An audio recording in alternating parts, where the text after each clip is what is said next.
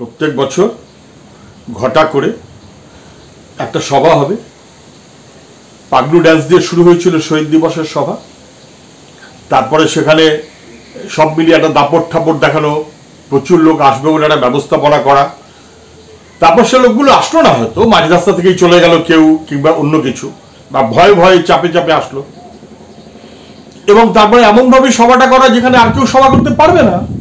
ওর কিন্তু অনেক বড় সভা করা যায়, ওই ভিক্টোরিয়া যেখানে করে অনেক বড় সভা করা যায়। এই ভয় অন্য কাউকে সভা করতে দেয় না, একটা বাৎসরিক উৎসব মতন।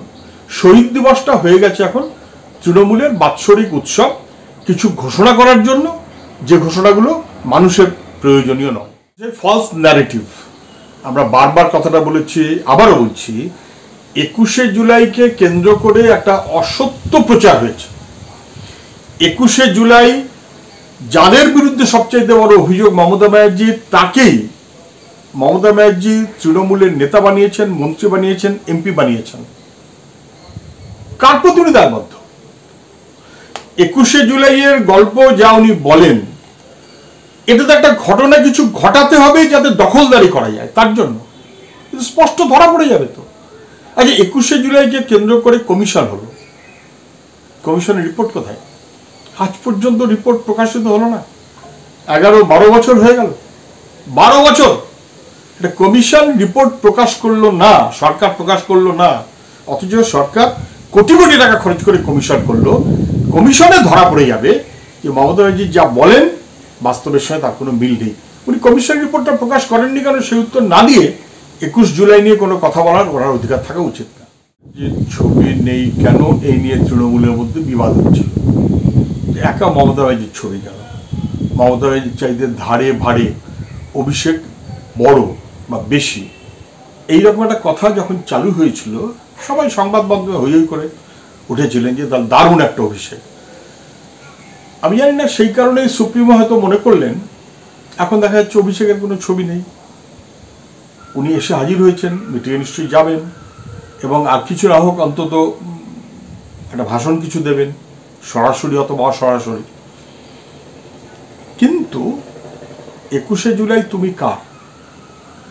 তৃণমূলের নাকি মমতা ব্যানার্জির? মমতা ব্যানার্জির ক্ষমতা দখলের লড়াইয়ের একটা অংশ হিসেবে 21শে জুলাইকে যারা দেখতে চান, তারা মমতা ব্যানার্জি ছাড়া আর কাউকে রাখতে চান না। ফলে অভিষেকের সেখানে কোনো প্রশ্ন ওঠে না। যদিও আমি মনে করি না যেটা আমাদের বা মানুষের কাছে বিবেচ্য বিষয়। থাকবেন অভিষেক, থাকবেন, ঘুরবেন ফিরবেন, বক্তৃতা দেবেন, সো হোয়াট অফ ইট। যারা তৃণমূল জন্মের সময় থেকে ছিল তারা কিন্তু সবাই তৃণমূলে এখন নেই।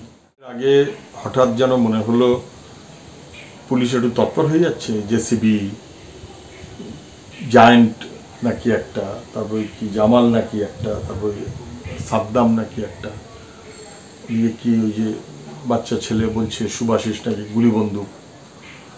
21শে জুলাইয়ের আগে একটু ফেস সেভিংয়ের চেষ্টা বলে মনে হচ্ছে, এছাড়া আর কি। সারা বছর এদের প্রশ্রয় দিয়েছে কে? আর এটা তো চুনোপুটির দল, এরা কে ধরা পড়লো না পড়লো তার উপর কিচ্ছু নির্ভর করে না। কিন্তু জেসিবির মাথার পিছনে যে বিধায়ক, তার কি হলো? জায়েন্ট তো বোঝা গেল, কিন্তু জায়েন্টের সঙ্গে এমএলএ এমপি দারুণ ঘনিষ্ঠ, তাহলে কি কেউ ডেকে জিজ্ঞাসাবাদ করলো? প্রশাসন, দলের নেতারা না। ফলে যে যা করছো করো, বিপদে যখন পড়বো তখন খুচখাচ দু একটা ধরা হবে চুনোপুটিগুলো, আর আসল মাথাগুলো পিছনে থেকে 75-এর ভাগিদারি হবে, 75-এর অংশ নিয়ে সমাজটাকে পলিউট করবে। 21শে জুলাইয়ের আগে একটু ফেস সেভিংয়ের চেষ্টা হতে পারে।